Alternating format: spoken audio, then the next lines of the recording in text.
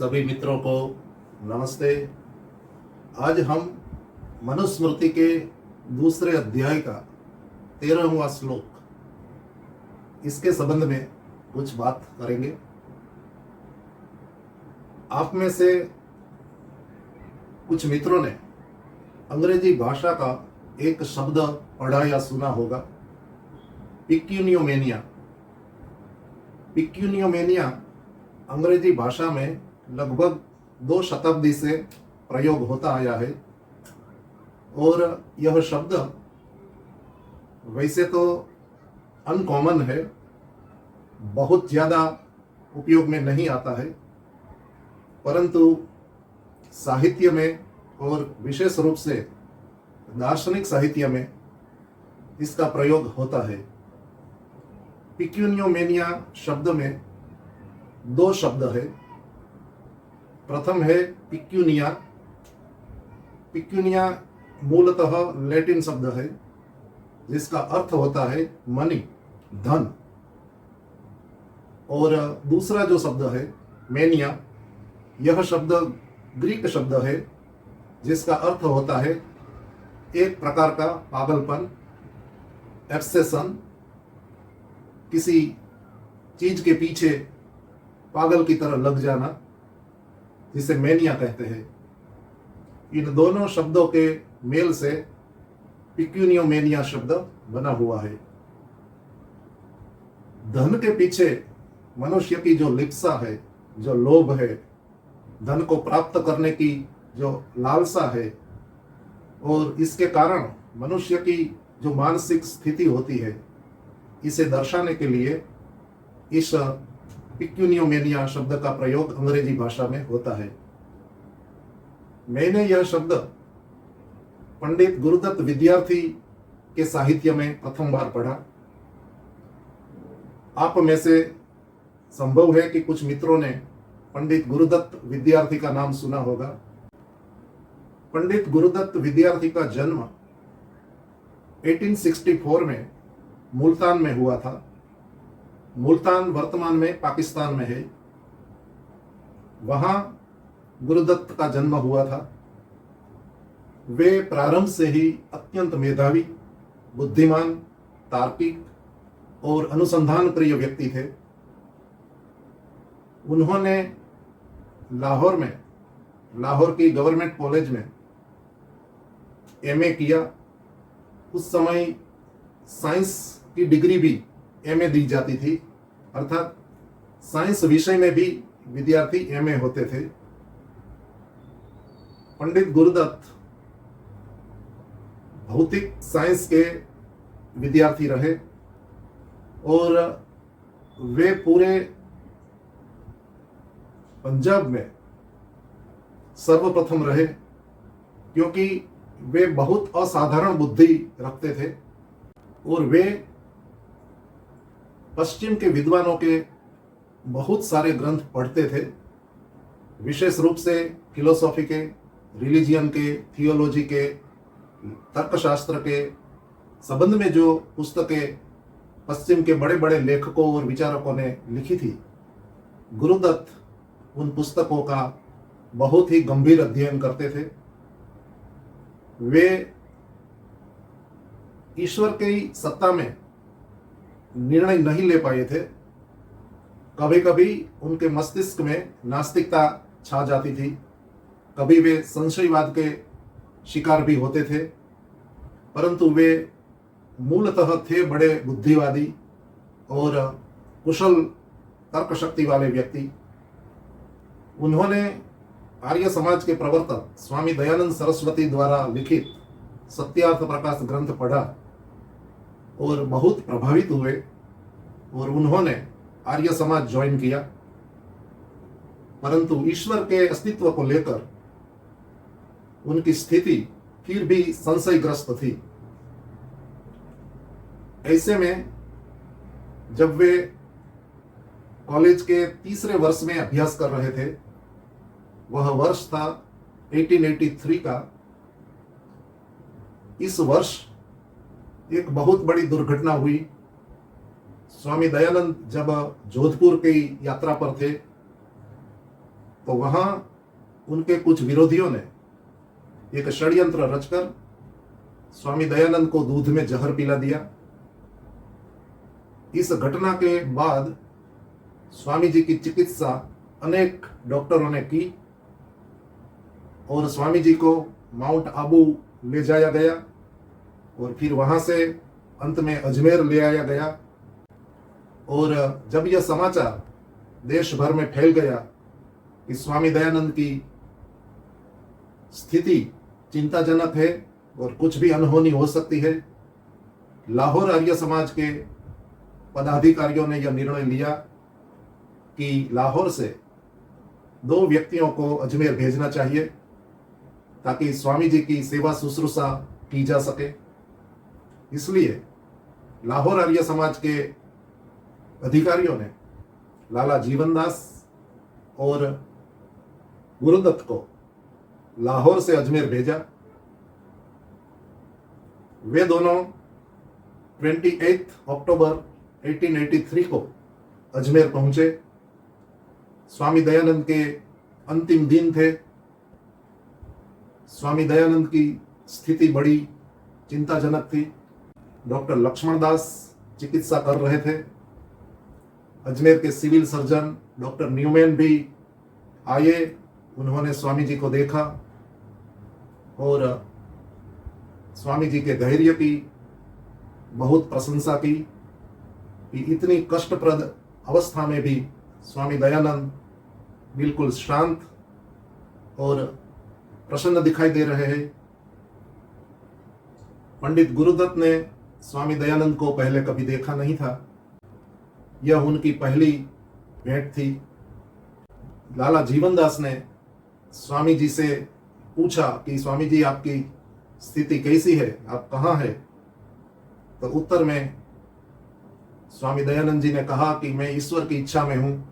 स्वामी दयानंद की स्थिति क्रिटिकल थी।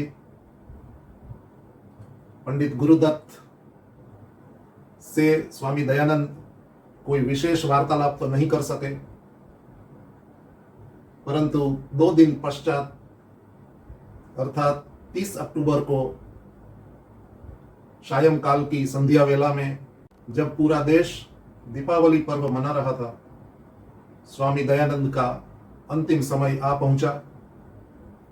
उन्होंने परमात्मा की स्तुति की, वेद मंत्रों का पाठ किया और ईश्वर का धन्यवाद किया। उन्होंने सभी उपस्थित अनुयायियों, भक्तों और प्रशंसकों से निवेदन किया कि आप सब मेरे पीछे खड़े हो जाइए और अपने अंतिम शब्द कहे, हे दयामय सर्वशक्तिमान ईश्वर, तेरी यही इच्छा है, तेरी यही इच्छा है, तेरी इच्छा पूर्ण हो। आहा, तूने अच्छी लीला की। इन उद्गार के साथ स्वामी दयानंद ने प्रणवनाद के साथ अपना देह छोड़ दिया। उस समय केवल एकमात्र पंडित गुरुदत्त विद्यार्थी स्वामी जी को देख रहे थे। उन्होंने इस महायोगी को इस प्रकार शांतिपूर्वक मृत्यु का वर्ण करते हुए देखा, तो इस दृश्य को देखकर पंडित गुरुदत्त के मन में ईश्वर के अस्तित्व को लेकर जो कुछ संशय बचे थे, वे सारे संशय दूर हो गए और उसी दिन से वे एक दूसरे प्रकार के व्यक्ति के रूप में अपना व्यवहार, अपनी दिनचर्या करने लगे। पंडित गुरुदत्त ने अपना जीवन वेदों के अन्वेषण में, वेदों के अभ्यास में, वैदिक व्याकरण के अभ्यास में और वेद के प्रचार में पूरा समर्पित कर दिया। उन्होंने अनेक व्याख्यान दिए। उनके व्याख्यान अत्यंत विद्वतापूर्ण रहते थे।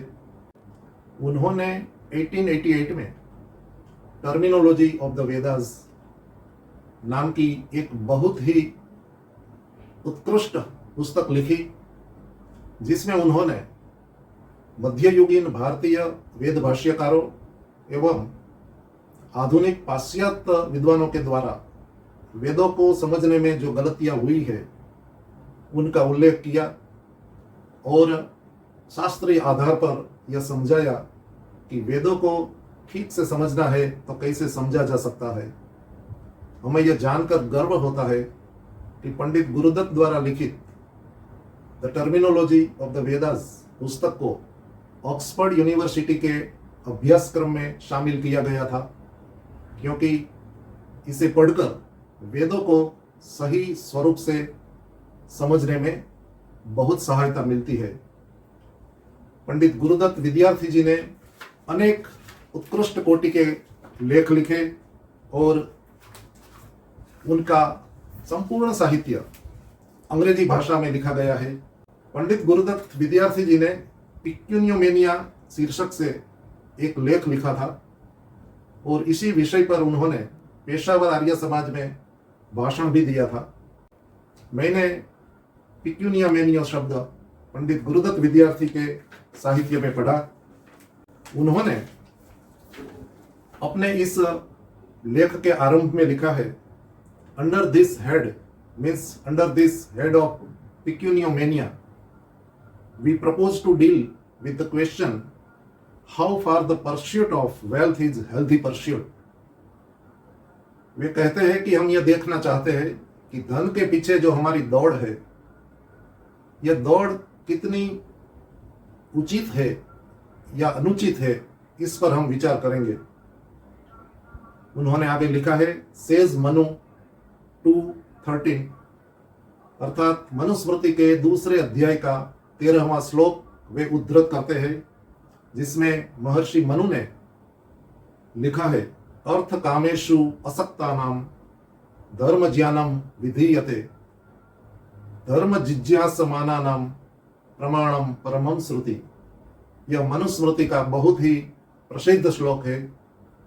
महर्षि मनु ने अपने ग्रंथ की आधारशिला वेदों को ही रखा है।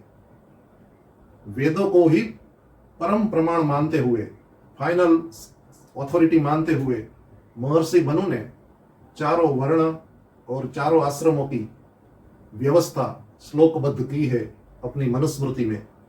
यह दुर्भाग्य है कि इस मनुस्मृति में मध्ययुगीन अनेक स्वार्थी पंडितों ने कई श्लोक अपनी ओर से जोड़ दिए हैं और इन प्रक्षिप्त श्लोकों की वजह से कई बार मनुस्मृति को आलोचना का शिकार बनाया जाता है, परंतु वास्तव में ऐसे आपत्तिजनक श्लोक महर्षि मनु की रचना नहीं है, परंतु मध्यकाल के पंडितों की रचना है। हमें मनुस्मृति का मौलिक अंश ही मान्य रखना चाहिए और जो प्रक्षिप्त श्लोक है उन श्लोकों को हमें अस्वीकार करना चाहिए। यहाँ मनुस्मृति के दूसरे अध्याय का 13वां श्लोक कोट करते हैं पंडित गुरुदत्त विद्यार्थी, अर्थ कामेषु असक्तानाम धर्म ज्ञानम विधीयते धर्म जिज्ञासमानानाम प्रमाणम परमं श्रुति।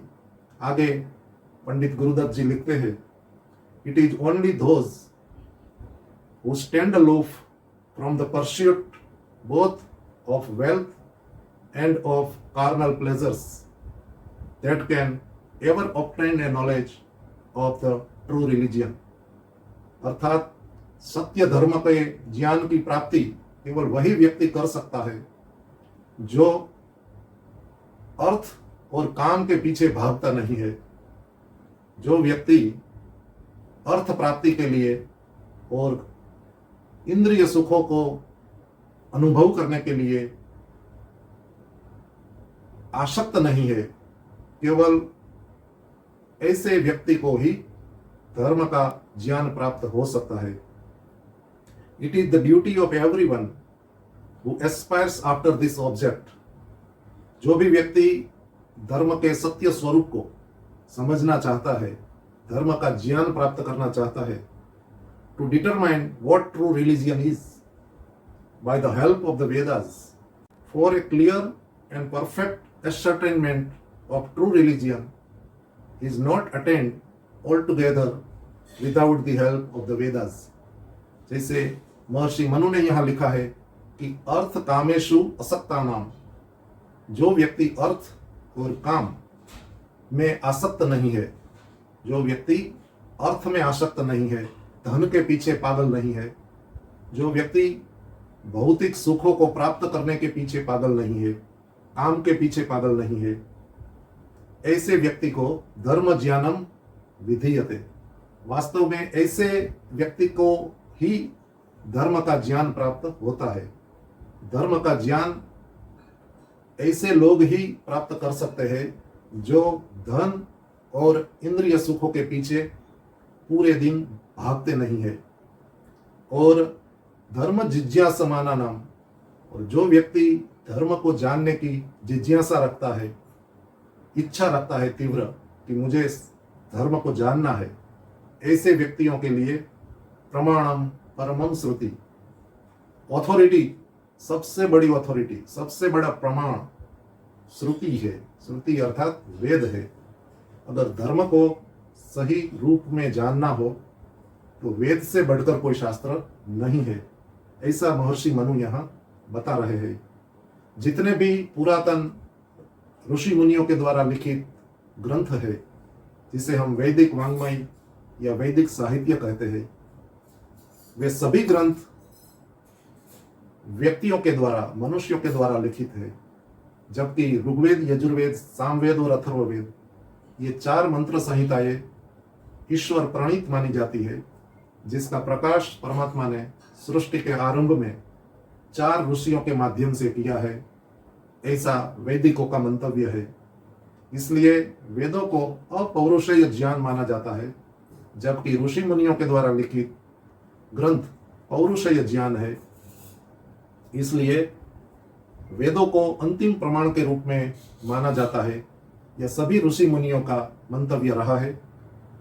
इसकी घोषणा यहाँ महर्षि मनु ने की है कि धर्म जिज्ञासमाना नाम, धर्म को जानने की इच्छा करने वाले के लिए प्रमाणम परमम श्रुति, वेद ही सर्वोपरि प्रमाण है।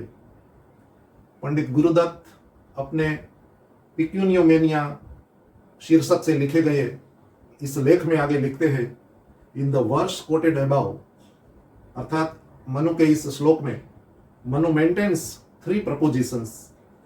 First, that the pursuit of artha means wealth is oppose to the acquisition of the knowledge of true religion.